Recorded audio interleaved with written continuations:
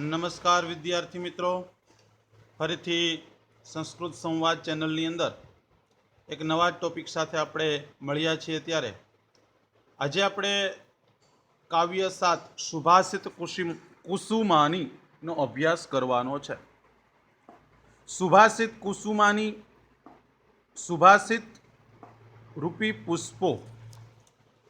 કુસુમ એટલે ફૂલ અને પ્રથમા દ્વિતીય બહુવચન છે, એટલે કે સુભાષિત રૂપી પુષ્પો, ફૂલ.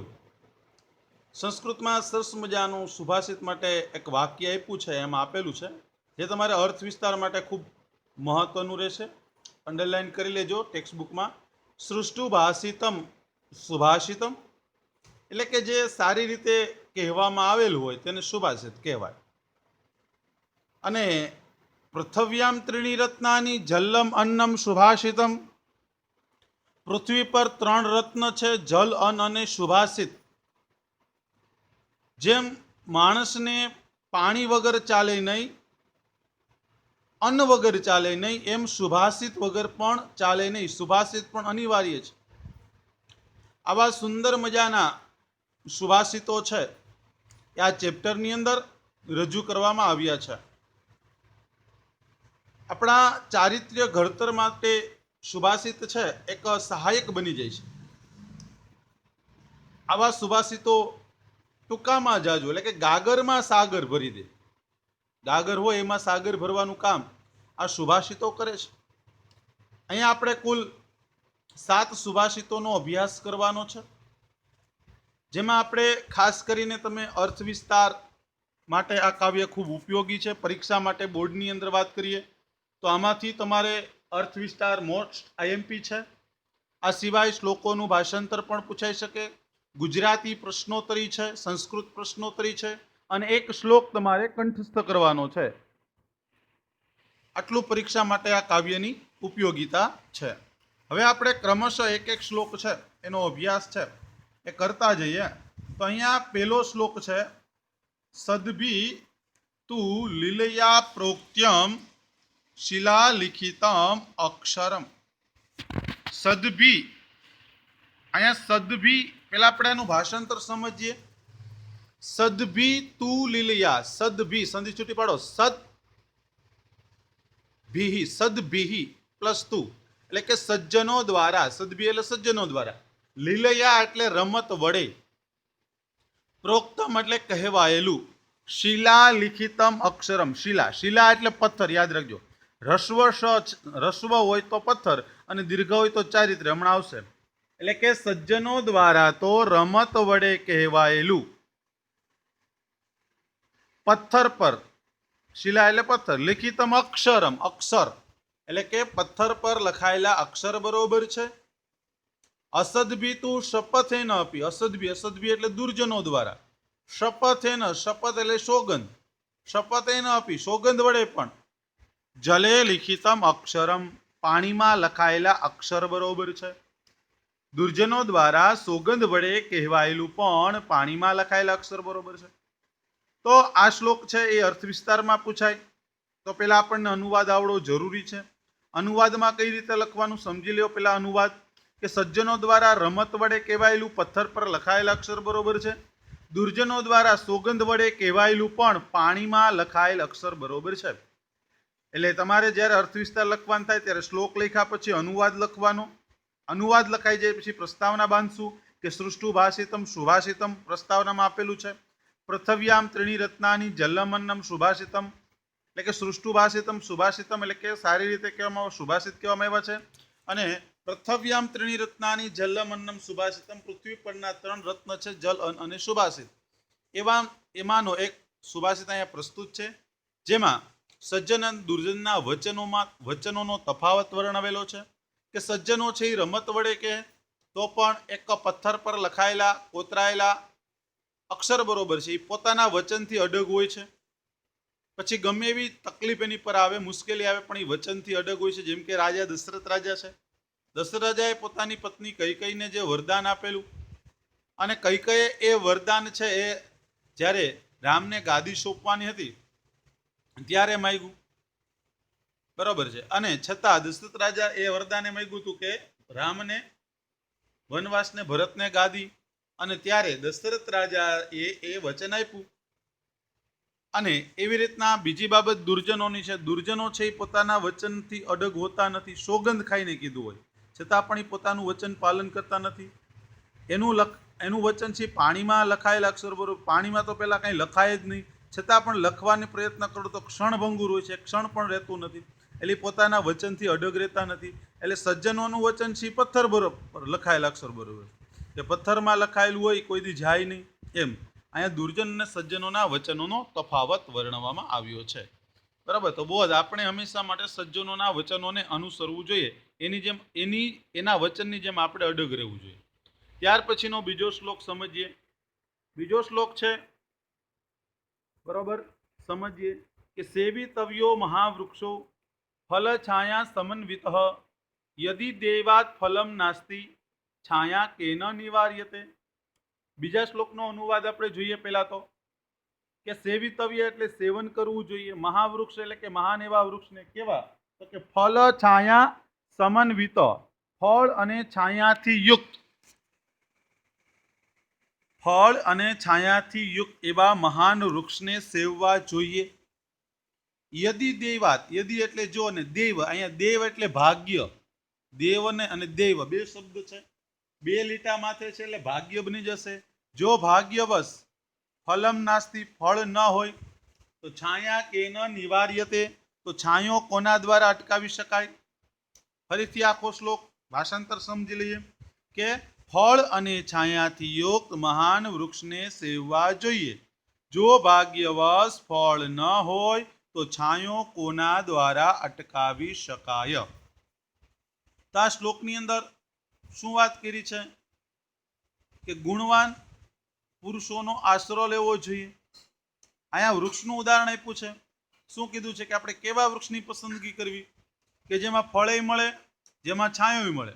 આવા વૃક્ષને, કદાચ બને એવું હાલો કે એમાંથી આપણને ફળ ન મળ્યું તો આપણને એ વૃક્ષનો છાંયો તો મળવાનો જ છે.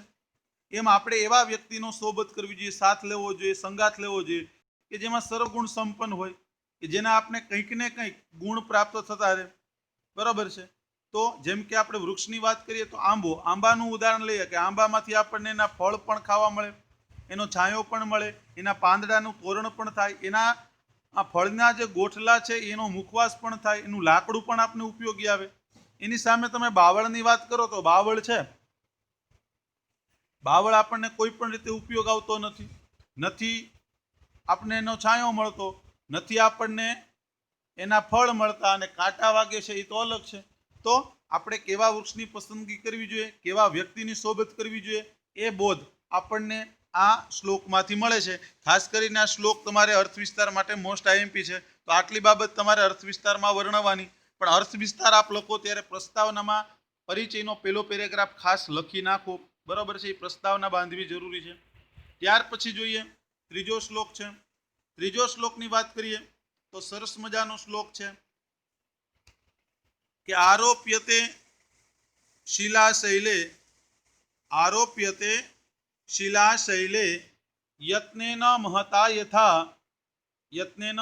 યથા નિપાત્યતે ક્ષણેન અધ. નિપાત્યતે એટલે પડે છે, ક્ષણેન અધ એટલે ક્ષણવારમાં નીચે. તથાત્મા ગુણ દોષયો, તેવી રીતે પોતાના ગુણ અને દોષનું છે. ફરીથી આખો શ્લોક. આરોપ્યતે એટલે ચડાવવામાં આવે છે. શિલા એટલે તો કે શિલા એટલે જો અહીંયા પથ્થર જ છે. શૈલે એટલે પર્વત, શિલાનું સમાનાર્થી પાષાણ, અને શૈલ સમાનાર્થી થાય પર્વત, ગીરી. બરાબર. તો કે અને યત્નેન એટલે ખૂબ જ, મહતા એટલે યત્નેન એટલે મહેનતથી, સોરી, અને મહતા એટલે ખૂબ જ નહીં. યથા એટલે જેમ. આમાં ભાષાંતર છેલ્લેથી શરૂઆત થશે. યથા એટલે જેમ, મહતા એટલે ખૂબ જ, યત્નેન એટલે મહેનતથી, પ્રયત્નથી, શૈલે એટલે પર્વત પર, અને શિલા એટલે પથ્થર, ને આરોપ્યતે એટલે ચડાવવામાં આવે છે. એટલે છેલ્લેથી પેલી લાઈનમાં છેલ્લેથી ભાષાંતર ચાલુ થાય કે જેમ ખૂબ મહેનતથી પર્વત પર પથ્થર ચડાવવામાં આવે છે.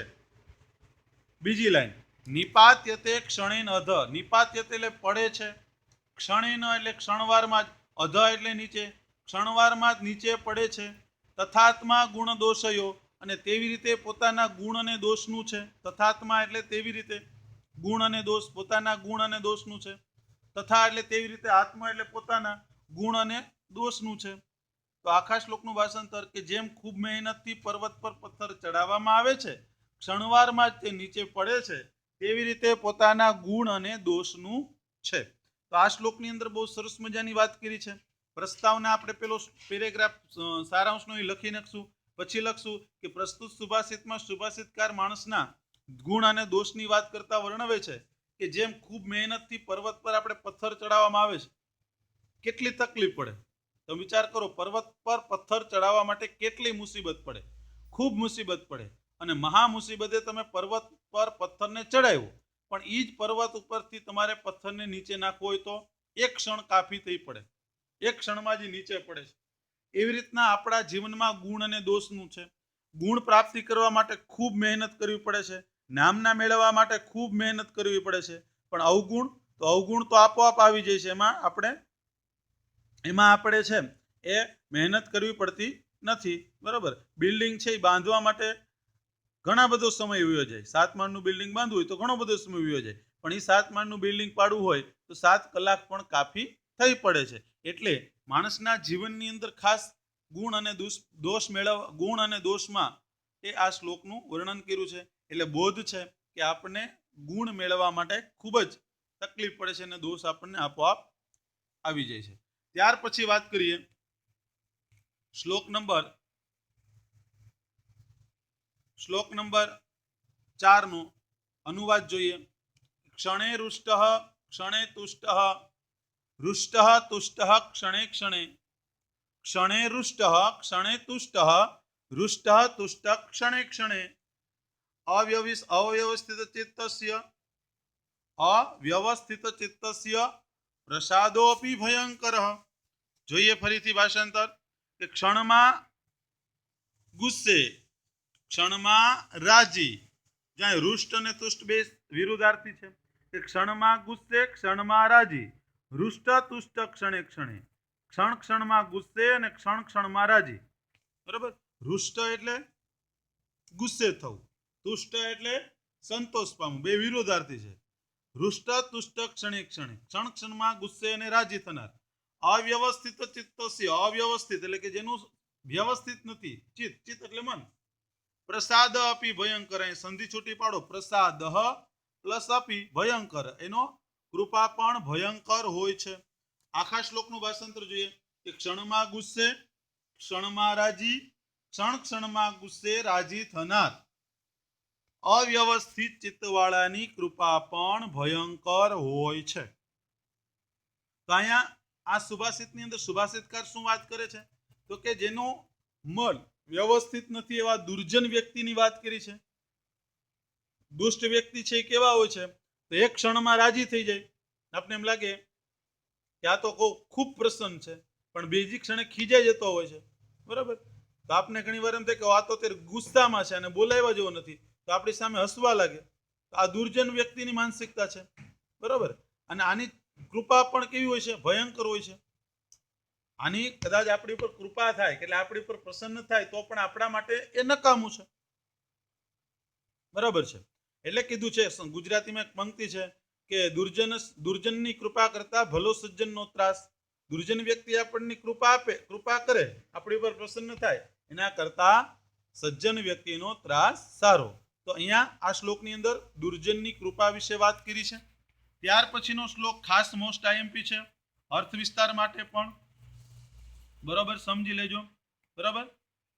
અર્થ વિસ્તાર માટે ગત માર્ચ 2019 અંદર આ શ્લોક સુભાષિત છે એ અર્થ વિસ્તારમાં પૂછાણો તો. પેલા અનુવાદ જોઈએ કે યથા ચતુર્ભી કનકમ પરીક્ષતે. યથા એટલે જેમ, ચતુર્ભી એટલે 4 રીત વડે, કનક, કનક એટલે સોનું, પરીક્ષતે એટલે પારખવામાં આવે છે. જેમ 4 રીત વડે સોનું પારખવામાં આવે છે. કનક, હેમ, સુવર્ણ આ બધા એને સમાનાર્થી છે. જેમ 4 રીત વડે સોનું પારખવામાં આવે છે તો પરખાય છે. કઈ 4 રીત છે તો કે નિર્ઘષણ એટલે ઘસવાથી, છેદન એટલે કાપવાથી, તાપ એટલે કે તપાવવાથી, અને તાડનેહી એટલે ટીપવાથી. એટલે પેલી બે લાઈનનું ભાષાંતર એમ આવશે કે જેમ ઘસવાથી, કાપવાથી, તપાવવાથી, ટીપવાથી આ 4 રીત વડે સોનું પારખવામાં આવે છે. ચલો, સોનાને પારખવાની 4 રીત કઈ છે? પેલું ઘસવાથી, કાપવાથી, તપાવવાથી અને ટીપવાથી. આ 4 રીત વડે સોનું પરખાય છે. તથા ચતુર્ભી, તેમ 4 રીત વડે પુરુષ પરીક્ષતે, તેમ 4 રીત વડે પુરુષ પરખાય છે. બરોબર. પુરુષ પારખવાની રીત કઈ છે સાચા પુરુષની? તો કે શ્રુતેન. શ્રુતેન એટલે જ્ઞાનથી, શ્રુત એટલે જ્ઞાન, શીલ જ્યાં શી દીર્ઘાયું, શીલેન એટલે ચારિત્ર્યથી, ગુણેન એટલે ગુણથી, કર્મણા એટલે કાર્યથી. તેમ જ્ઞાનથી, ચારિત્ર્યથી, ગુણથી અને કાર્યથી પુરુષ પરખાય છે. આખા શ્લોકનું ભાષાંતર બરોબર સમજી લેજો કે જેમ ઘસવાથી, કાપવાથી, તપાવવાથી, ટીપવાથી 4 રીતે સોનું પરખાય છે, તેમ જ્ઞાનથી, ચારિત્ર્યથી, ગુણથી અને કાર્યથી આ 4 રીત વડે પુરુષ પરખાય છે. તો આ સુભાષિત છે એનો આપણે અર્થ વિસ્તાર લખવો હોય તો પહેલા આપણે પ્રસ્તાવના બાંધશું. જે ટેક્સ્ટ બુકની અંદર પહેલો પેરેગ્રાફ છે બધા જ શ્લોકમાં કોમન આવશે પ્રસ્તાવનામાં, અને પછી લખવાનું કે એવો સુંદર મજાનો સુભાષિત અહીંયા રજૂ કરવામાં આવ્યો છે કે જેમાં સાચા પુરુષને પારખવાની રીત વર્ણવવામાં આવી છે. હવે અહીંયા સાચા પુરુષને પારખવાની રીત વર્ણવતા સુભાષિતકાર કહે છે કે સોનાને પારખવા માટે સોની શું કરે? સોનાને પારખવા માટે સોની શું કરે? તો કે પહેલા તો સોનું એના હાથમાં લઈને ઘસે અને ઘસીને નક્કી કરે કે આમાં કેટલી ગુણવત્તાનું સોનું છે, કેટલા કેરેટનું સોનું છે. બરાબર. જો એમ ન ખબર પડે તો એને શું કરશે? છેદન. છેદન એટલે કટકા કરશે, કાપશે. બરાબર. એને કાપશે અને કાપવાથી એને ખબર પડે કે આમાં કેટલી ગુણવત્તાનું સોનું છે. એમ પણ ન ખબર પડે તો એનું શું કરશે? ઓગાળશે, મતલબ તપાવશે, તાપમાં નાખશે. જેમ તપશે એટલે એમાંથી સાચું સોનું છે એ અલગ નીકળી જશે. અને છેલ્લી રીત છે એની પાસે તાળની ટીપવું, એની પાસે નાના નાના ઓજારો એના દ્વારા શું કરશે? ટીપશે. આ 4 રીત વડે સોની છે સોનું પારખે છે. એમ સાચા પુરુષને એનું જ્ઞાનથી પારખવાનો હોય છે. બરાબર. એનું જ્ઞાન ક્યારેય સોનાની જેમ ઘસાતું નથી. એનું ચારિત્ર્ય છે એ ક્યારેય છેદન થતું નથી. એનું ચારિત્ર્ય છે એની ઉપર લાંછન લાગતું નથી ક્યારેય. અને એના ગુણ છે એ ક્યારેય ઓગળતા નથી, ગમે એમ તપામાં આવે તો પણ.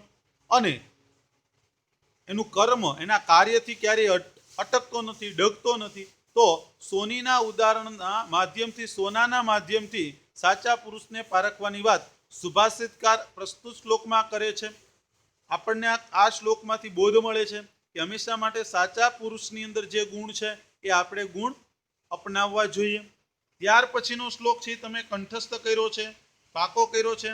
બરાબર. એટલે આ પણ ખાસ પાકો કરવાનો છે હજી તમે ન કર્યો હોય તો. બરાબર. તો આ શ્લોકનો રાગ એકવાર સાંભળી લો જેથી કરીને તમારે કંઠસ્થ થઈ જાય કે આપત્સુરામ સમરેષુ ભીમ દાનેષુ કર્ણશ્ચ નયેષુ કૃષ્ણ ભીષ્મ પ્રતિજ્ઞા પરિપાલનેષુ વિક્રાંત કાર્યે શુભવાંજનેય. હવે અનુવાદ જોઈએ કે આપત્સુ રામ. આપત્સુ એટલે મુશ્કેલીમાં, રામ એટલે રામ. મુશ્કેલીમાં શ્રેષ્ઠ કોણ છે? તો કે રામ છે. સમરેષુ ભીમ. સમર એટલે યુદ્ધ.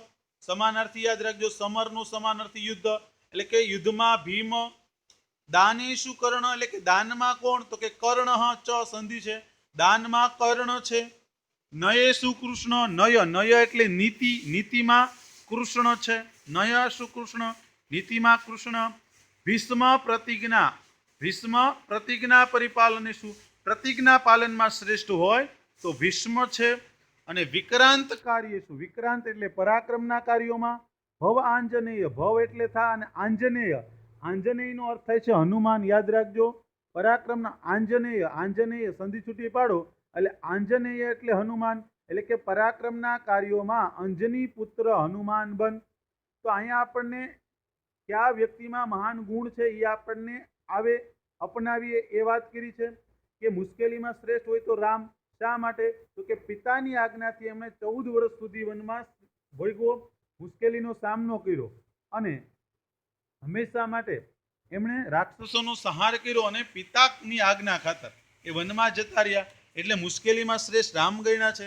યુદ્ધમાં માહિર તો ભીમ છે. તમને ખબર છે કે જ્યારે યુદ્ધની વાત આવે ત્યારે ભીમ છે એમાં શ્રેષ્ઠ છે. દાનવીર કર્ણ, કર્ણ જેવો કોઈ દાનવીર નથી અને છે પણ નહીં અને થશે પણ નહીં. તો દાનમાં શ્રેષ્ઠ હતો કર્ણ. અને નીતિ એટલે રાજનીતિ, જો રાજનીતિ હોય તો એ હતી કૃષ્ણ પાસે, બરોબર, જે એને પાંડવોને સત્ય તરફ હતા અને પાંડવોને એને જીતાડ્યા હતા. એટલે નીતિની બાબતમાં કૃષ્ણ હતા. પ્રતિજ્ઞા જો કોઈ શ્રેષ્ઠ હોય તો એ છે ભીષ્મની, કારણ કે ભીષ્મ એ પિતાની ખાતર પ્રતિજ્ઞા લીધી હતી કે આજીવન લગ્ન નહીં કરું, આજીવન હું લગ્ન નહીં કરું. અને એમણે બ્રહ્મચર્ય વ્રતનું પાલન કરી પિતા ખાતર, અને એણે પ્રતિજ્ઞા લીધી હતી. એનું નામ હતું દેવવ્રત, પણ એને પ્રતિજ્ઞા લીધી હતી, એના કારણે એનું નામ પડ્યું ભીષ્મ. અને પછી છેલ્લે અંજની પુત્ર હનુમાનજી પરાક્રમના કાર્યોમાં શ્રેષ્ઠ હતા. રામાયણની અંદર તમે બધાએ જોયું કે રામાયણમાં હનુમાનના જે પરાક્રમ છે અવર્ણનીય છે. કેટલા બધા એણે રામના માટે રાક્ષસોના સંહાર કર્યા, પછી ભગવાનની માટે મદદ કરી. એટલે પરાક્રમમાં શ્રેષ્ઠ અંજના પુત્ર હનુમાન છે. એટલે આ શ્લોક તમારે ખાસ કંઠસ્થ કરવાનો છે, અને આમાંથી ગુજરાતી પ્રશ્નોત્તરી પૂછાય તો પણ તમને ખ્યાલ આવે.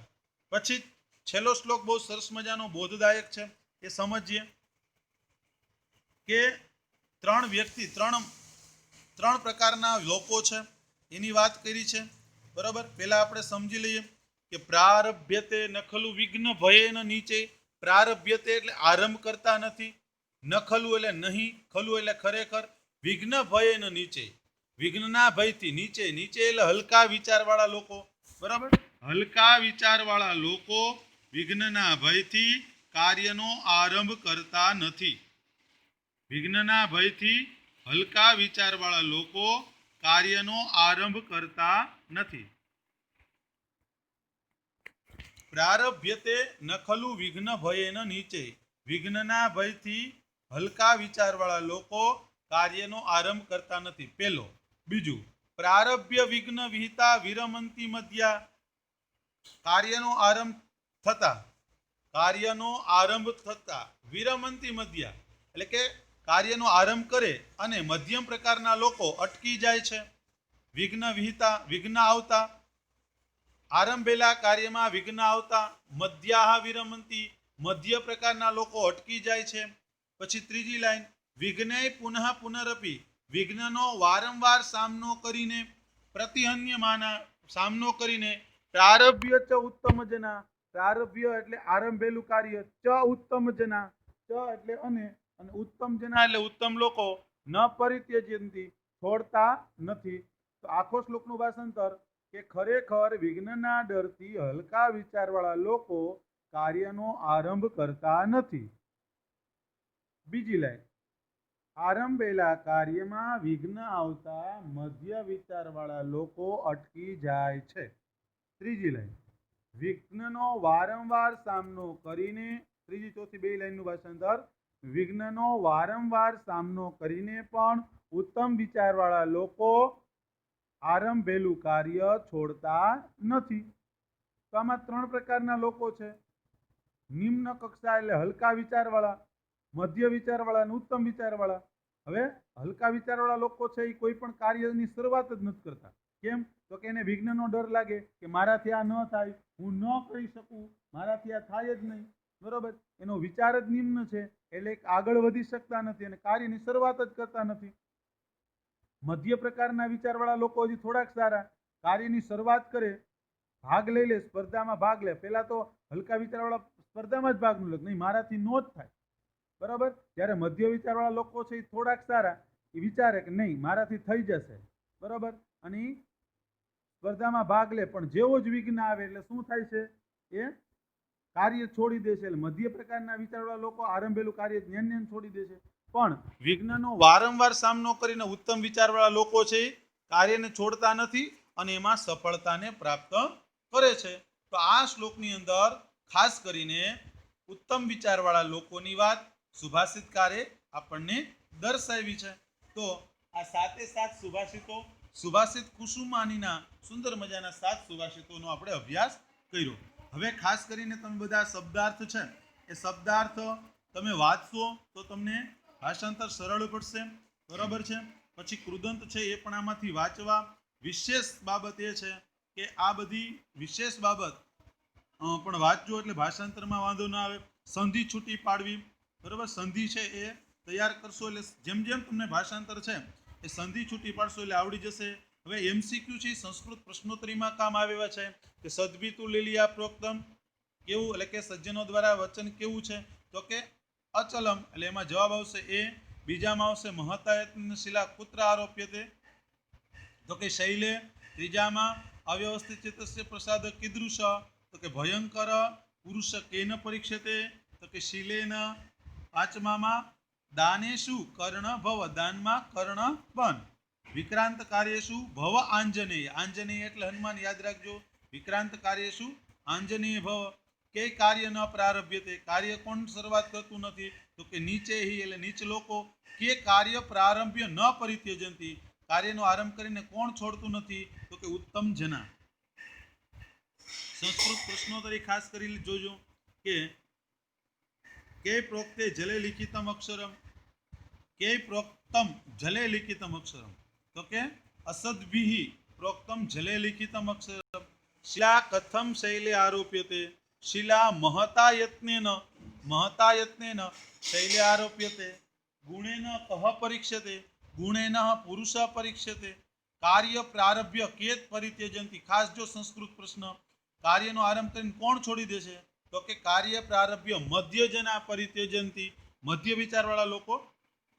પછી આ વિભક્તિ છે એ તમે જોજો, ખાસ કરીને આ બધી વિભક્તિના રૂપ છે એ પણ તમે સોલ્વ કરશું. એ વિભક્તિનો આપણે જ્યારે ટોપિક ચાલશે ત્યારે તમને આવડી જશે. પણ ખાસ ગુજરાતી પ્રશ્નોત્તરી છે આના એ જોઈ લે. સુવર્ણની પરીક્ષા કઈ કઈ રીતે થાય, તો કે ઘસવાથી, કાપવાથી, ટીપવાથી અને તપાવવાથી. આપત્તિમાં અને પ્રતિજ્ઞા પાલનમાં કોને શ્રેષ્ઠ માનવામાં આવ્યા, શા માટે, તો કે આપત્તિમાં રામને અને પ્રતિજ્ઞા પાલનમાં ભીષ્મને. શા માટે, તો કે રામે 14 વર્ષ સુધી મુશ્કેલીનો સામનો કરી પિતાના વચન ખાતર 14 વર્ષ સુધી વનવાસ ભોગવ્યો અને મુશ્કેલીનો સામનો કર્યો, જેથી કરીને એને આપત્તિમાં શ્રેષ્ઠ માનવામાં આવે છે. અને ભીષ્મએ પિતાના વચન ખાતર, પિતાના વચન ખાતર તો નહીં પણ પિતાના માટે ભીષ્મ પ્રતિજ્ઞા લીધી, આજીવન બ્રહ્મચર્ય વ્રતનું પાલન કર્યું, તેથી કરીને એને પ્રતિજ્ઞા પાલનમાં શ્રેષ્ઠ માનવામાં આવે છે. કાર્યનો પ્રારંભ ન કરનારને કેવા માણસ તરીકે ઓળખવામાં આવ્યા છે, તો કે કાર્યનો પ્રારંભ ન કરનાર માણસોને હલકા વિચારવાળા માણસ તરીકે ઓળખવામાં આવે છે. હવે ખાસ આજે બે સુભાષિત છે એનો અર્થ વિસ્તાર આપણે સમજ્યા છીએ, બરોબર. પહેલો છે સુવર્ણની પરીક્ષા માધ્યમથી સાચા પુરુષની પરીક્ષા, અને બીજો શ્લોક છે એની અંદર ગુણવાન પુરુષોનો આશ્રય, એ આપણે પહેલો અર્થ વિસ્તાર આપણે આગળ જોયો એ પ્રમાણે.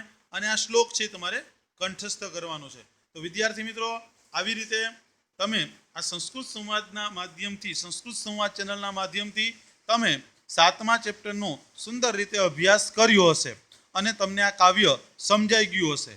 છતાં પણ હજી પણ તમને આમાં કોઈ પણ જાતનો પ્રશ્ન હોય, ડાઉટ હોય, તો તમે કોમેન્ટના માધ્યમથી આ પ્રશ્નનું નિરાકરણ તમે મેળવી શકો છો.